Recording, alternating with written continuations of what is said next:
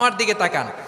রমাদানে, আসন্ন রমাদানে আমাদের 7টি করণীয়। 1 নাম্বার করণীয়, এই রমাদানকে আপনি কোরআনময় করে তুলুন। কোরআনময় করে তুলুন 2025-এর রমাদান। এই হচ্ছে আজকের প্রোগ্রামের স্লোগান। জোরে বলেন ঠিক কিনা?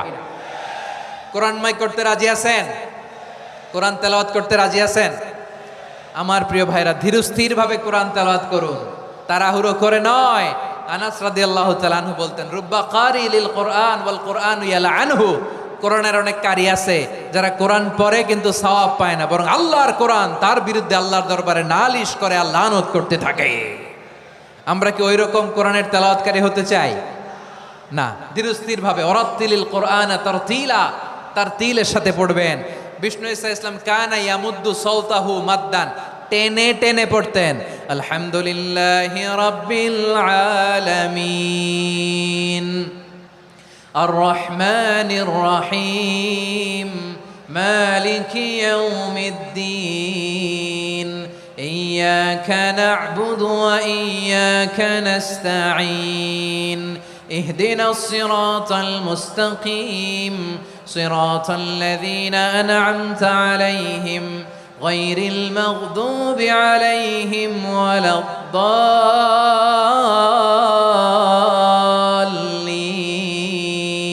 পড়েন আমিন। কানা ইয়ামুদ্দু সাওতাহু মাদ্দান, টেনে টেনে পড়তেন।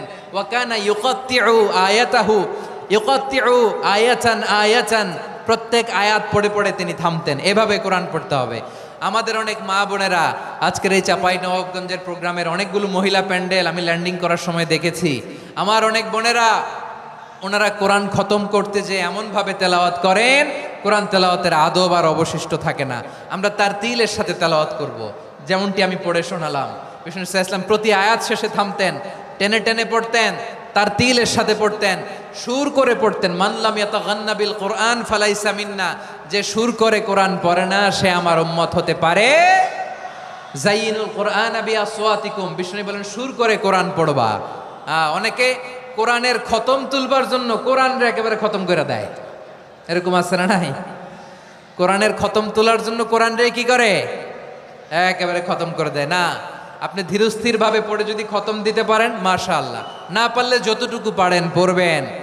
এরপর অনুবাদ পড়ার চেষ্টা করবেন, তাফসির পড়ার চেষ্টা করবেন। আপনাদের জন্য এক অনন্য উপহার রয়েছে আমার পক্ষ থেকে, এক নজরে কোরআন। 114 সূরার সারমর্ম, সার নির্যাস আমরা নিয়ে এসেছি এখানে। বাংলা ভাষায় আমার জানা মতে খুব সম্ভবত এই প্রথম কাজ কেউ করে নাই। আরবিতে পাবেন এরকম অনেক বই, ইংরেজিতে কিছু কাজ আমরা দেখেছি, কিন্তু বাংলায় পাবেন না।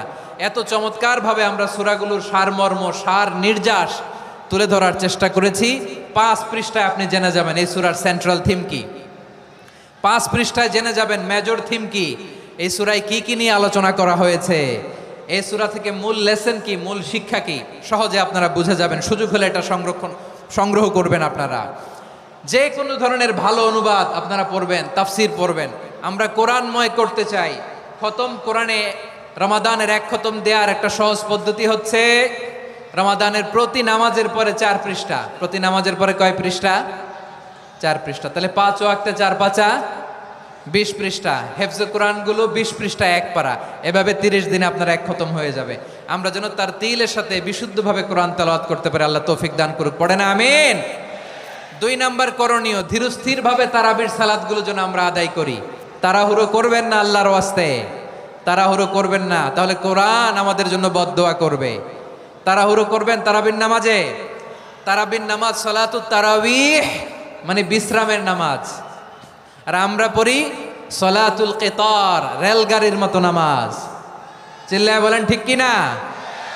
না, এরকম করবেন না। ইমাম সাহেবদেরকে আশ্বস্ত করুন যে ইমাম সাহেবরা আমরা পিছনে আসি আপনাদের সাথে, আপনি আস্তে আস্তে পড়েন, তার তিলের সাথে পড়েন, ধীরস্থির ভাবে তারাবির সালাত পড়বেন। সারা বছর এই সুযোগ হয় না দাঁড়িয়ে কোরআন শোনার, এরকম আয়োজন ব্যবস্থাপনা সারা বছর আর আমরা পাই বলেন তো?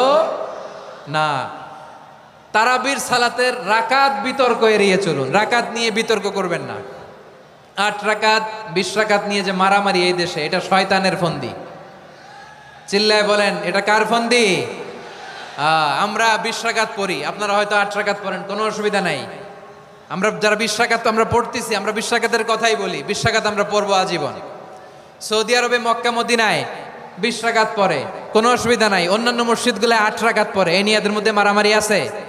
হ্যাঁ, আর এই জন্য রাকাত বিতর্ক এড়িয়ে চলবেন। প্রিয় ভাইয়েরা, আপনার আমল আল্লাহর কাছে কবুল হবে সংখ্যার বিচারে না উত্তমতার বিচারে? বলেন তো, সংখ্যার বিচারে না উত্তমতার